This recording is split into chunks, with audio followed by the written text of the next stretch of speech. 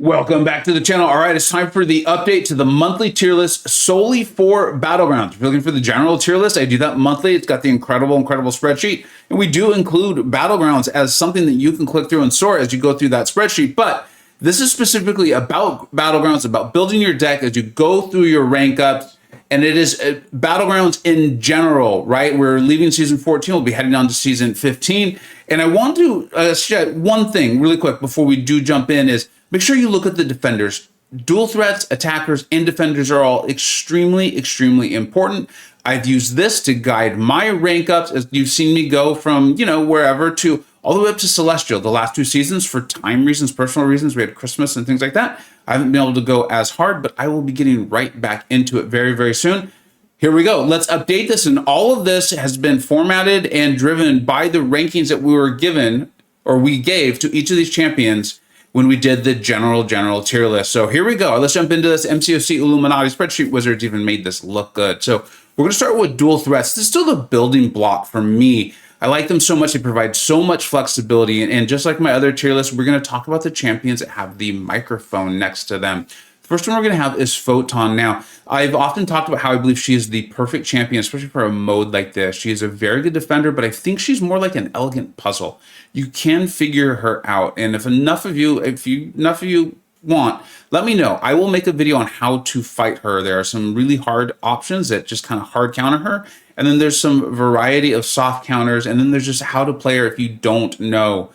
But the other thing is she's chock full of utility on the offensive side, and her damage is good enough that she's usable against a lot of defenders that you typically see, right? We often see so many Mystic champions. You can see a lot of dual threat Mystics because due to Mystic dispersion, they tend to be good defenders, but then also they have enough offensive prowess where they're good there too. This mode really, really likes Mystic champions and what they're able to do. And then so much of it plays off of that as you're doing your rank ups and you're building your deck and that sort of thing. So let's go ahead and move on. The next champion we will talk about in this tier above all dual threats is Onslaught. Onslaught came into the game as of absolute force. We've talked a lot about Onslaught, right? When I did an opening for him, I did try to get him. I got my 6-star rank 5 ascended. He's phenomenal. He's great. He's not just for offensively. He's not just for those skill champions that are struggling things, but yeah, that is where he shines. He gets a little harder to play when that's not what you're doing.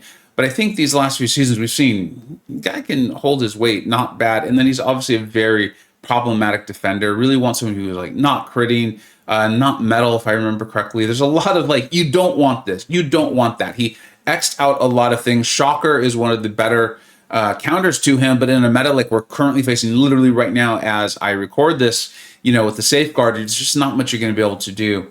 Here's a champion that unfortunately I was traveling when his buff went live, so I was not able to cover it well. And this is another one. If you want to see a video on it, please let me know. Because my sense is the community does not realize how good Red Skull is. Red Skull's a very problematic defender. I face him every single day in AQ to the point where I even had to change my map 8 team. I went to and started using Null. Red Skull, I believe, is he's Nullify immune, Stagger immune, and one other sort of immunity that's kind of involved in there. He has the SP1 that gives him the auto block, SP2 that gives him the unstoppable. He has power control, right? When you hit into his block, you do not want to be doing that. And then he also has enough damage where he can actually be used offensively too. You almost need to armor break him because he also turns off like the ability accuracy of your parry. He's a really annoying defender. And you can armor break him. There's cosmic champions and there's ways to handle him. I've started, like I said, bringing in Null. Null is a fantastic counter. But then he's got enough damage offensively and enough power control offensively that you can very much turn around and use him for your offensive benefit. But these are your tier above all dual threats. Essentially, like you draft them and you can place them on defense or you can place them on offense. That's why I like to draft them early in a draft, is I try to go with my dual threats because they're going to give me tremendous flexibility no matter what my opponent does. Now let's go ahead and look at the top shelf for dual threats. All right, we're back to having a second tier of dual threats, and it made a lot of sense once we went through and assigned a numeric value to all of these champions. Now, your dual threats in the top shelf are a bit of a they're more than the sum of their parts, right?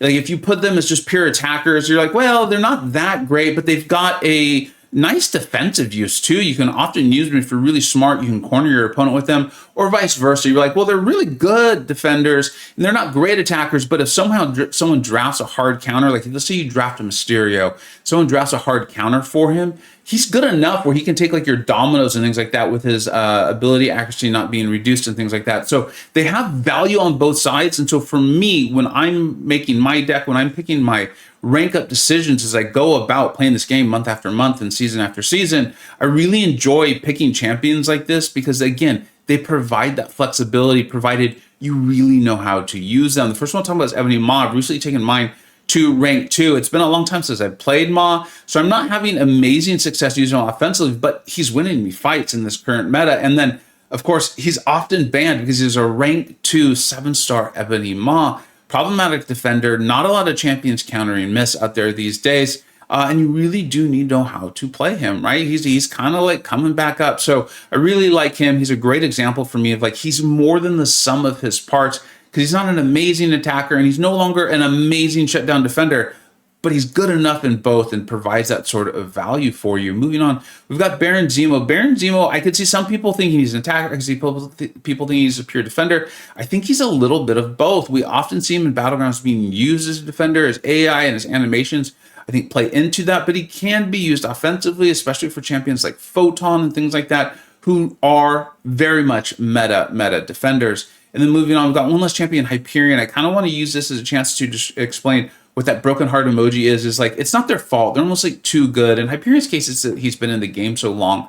If you don't have a way to get rid of his power gain, he's a very irritating, you're at the will of the AI almost defender. But so frequently, like we talked about, mystics are often littered in these decks. There's going to be someone that can reverse that power gain, steal that power gain, or just flat out nullify it. But if you're able to play Hyperion well enough, as far as like how you're drafting and you're doing your placement, you might be able to set things up so that you can get him as a defender, placement as a defender, and your opponent really doesn't have an option. And if not, you obviously can use him offensively. He's got all the incinerate and the nice big damage, the armor break and things like that. So he's another one who's like, yeah, they might not be locked down offensive or defensive champions, but they're more than the sum of their parts when you consider that Battlegrounds is an offensive and defensive mode.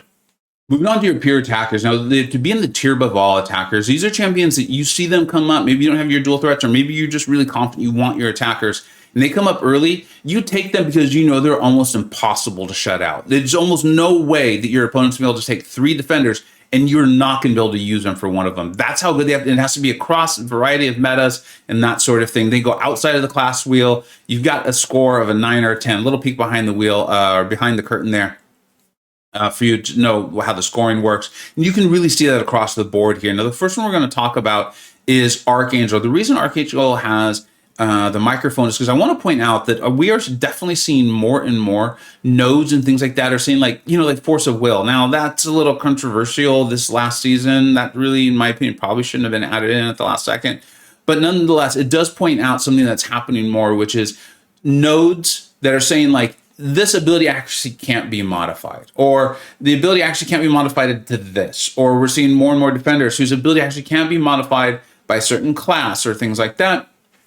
Archangel's still incredibly powerful, but I do want to point that out. As Archangel has ebbed and flowed in value in this game, I do think he's coming back down a little bit. Now, when you're coming back off the absolute apex peak of the mountain, coming down a ton doesn't mean you're bad. He's still phenomenal in the highest tier of attackers. But I did want to at least point that out in regard to Archangel. There's been a lot of times he's not even making my deck as of late. We go on to tech. We have Shocker and his buff. Now, I've covered his buff extensively. I did the video on when his buff went live. I've got an R2 7-star Shocker. You know I love him. I think he's built for Battlegrounds. He is built for war. This is what he's supposed to do. As long as something isn't preventing you from, 1, stunning the opponent, or 2, creating one big burst of damage. Like right now we have Safeguard. As long as that's not happening, I think he's going to be A-okay. I love my boy Shocker. Can't wait to have a meta where I can use him, unlike this one. And then I'm going to just quickly mention Venom, because there's 2 emojis there, so you know. We've got the legend in the spreadsheet wizards. The Adams did a phenomenal job of providing the legend there, so you could see it multiple times in the video. Thank you, Adams. But those 2 emojis there, 7-star. And what that signifies is a lot of this is that it's not just that they're 7 stars, like, oh, they're punching down. It's also they have a stat focus, right? So that's there, right? In the case of Venom, it's going to be crit, and later it's also going to be crit. And then we have the floppy disk there is the Relic. You really want to have that Venom Relic. He's phenomenal. He's great. I've shown that to you in some videos as well. And he is worthy of being up there in this tier above all. If they can bleed, Venom's going to do some phenomenal damage. All right, let's move to the top shelf and super premium attackers. Moving to the top shelf and premium attackers, really the differentiation here is going to be not maybe as dominant across a variety of defenders that you will see, or maybe not as many metas. They're more easily shut down. Not easy shut down, because you're going to see phenomenal attackers, particularly in the top shelf, but just not as widely dominant, okay? This is like either they got scores of 8 or 7. Kushala and Diablo all both have the microphone, because really, and this is what I told you when I did my initial January tier list, right after the big revamp and the phenomenal spreadsheet, we're doing it for 3 years now, is that Kushala and Diablo, I actually had them higher up, and a lot of the Illuminati were like, I think they really could be.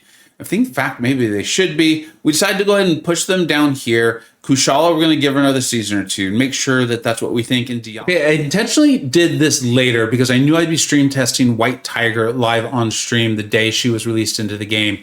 And yeah, I want to call this, I won't normally do this, but I got a very generous donation from Mikhail, and I forgot to thank them, and I forgot to put their name up there. So I wanted to do this, at least in this video, because I always want to thank everyone who shows support. So thank you, Mikhail. I appreciate it very much, and I hope you see this. White Tiger herself, I analogized her to a puzzle that's very complex, but you're learning it, and it's very well designed. And then you need to apply that to the fight and the defender. I think there's a lot of skill expression here, and I will not be surprised if in the coming months we see her potentially moved up, or at least we see enough fights from her in highlights where people are playing her so well and it's so incredibly impressive that people are like, she should be moved up. She might struggle a little bit across various metas, and that's not her fault. If you think about it, she's there with Kushala, Diablo's, Sister Witch, and Mordo. These are very good attackers.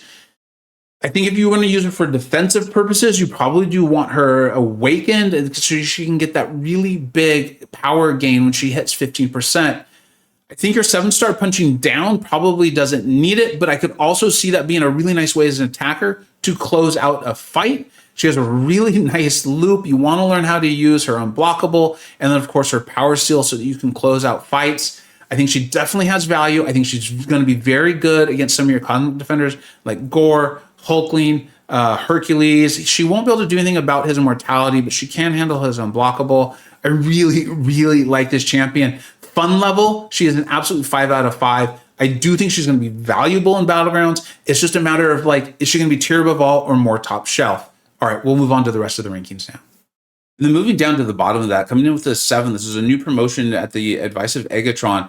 Really did a nice job of explaining that, like, you know what, a lot of these buff-heavy cosmics, Mordo's being used more and more. I know that I got pulled Mordo, used him immediately in Battlegrounds, and really enjoyed him. There's a lot going on there. We used to think of him as a defensive champion, but I think just the way he's built and some of the the little details in his kit allow him to maybe be usable offensively. He kind of sneaks in there with the 7. Keep an eye on him, because I could see us moving him down 1 point, but I think that's a fine place for him for now. And then, of course, he's got a little bit of defensive use.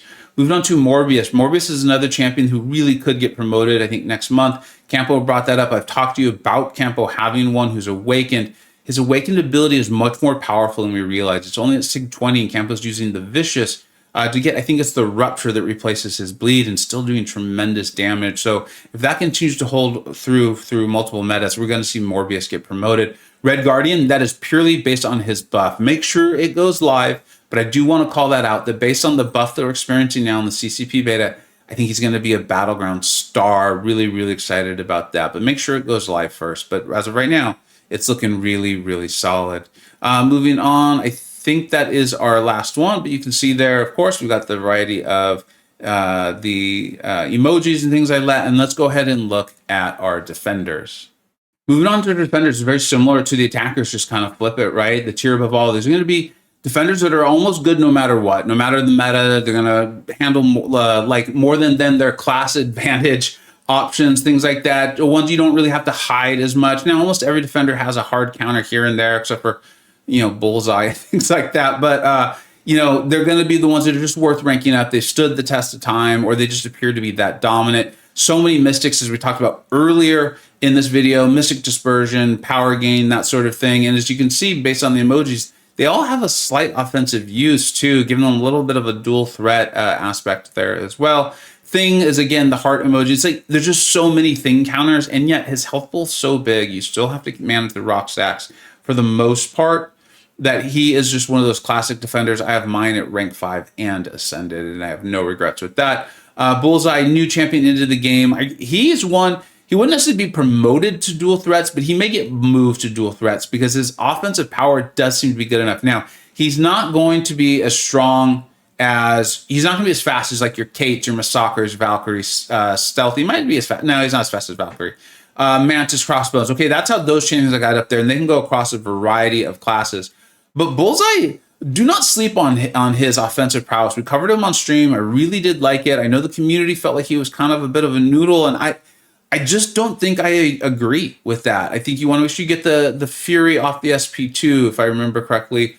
But I like that champion. He has some offensive utility in there too that's very upsetting or annoying defensively with his counter to miss and things like that. But let's give him another month or two. And a lot of the Illuminati brought it up too, that like he might be promoted.